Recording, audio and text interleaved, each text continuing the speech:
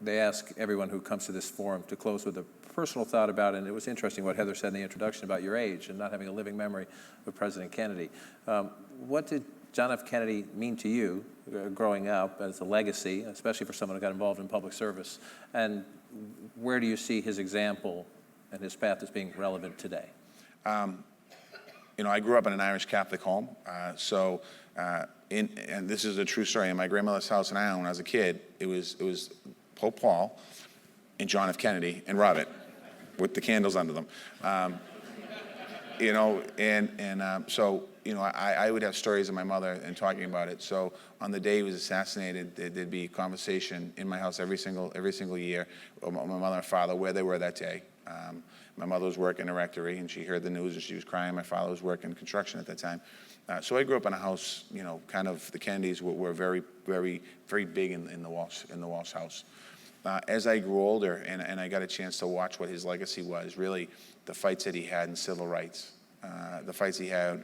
You know, I was here a few months ago, and there was a video about the Women's Commission that the Senator put forth, and you know, people were laughing about it, seeing it in the '60s that it wasn't as progressive as it is today. But the fact that he was able to do that, and you know, really set the bar. He really kind of broke away from Washington politics and and I think because of his age and what he did, what he fought for, learning from his grandfather before him who fought for immigrants in this country. So I think John F. Kennedy set the bar, set the standard very high for a change in the way we look at social issues here in this country.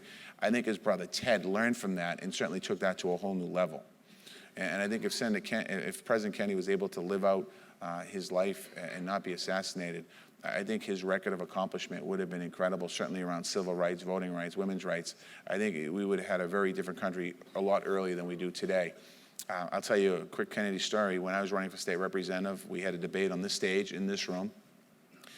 And I remember my knees were shaking. I got out of my car, I walked over, and I saw the presidential seal.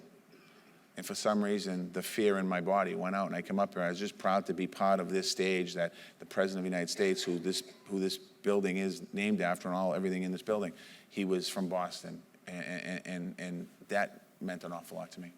Mr. Mayor, thank you for your time. We thank everybody in the room for your patience. Thank you. Thank you.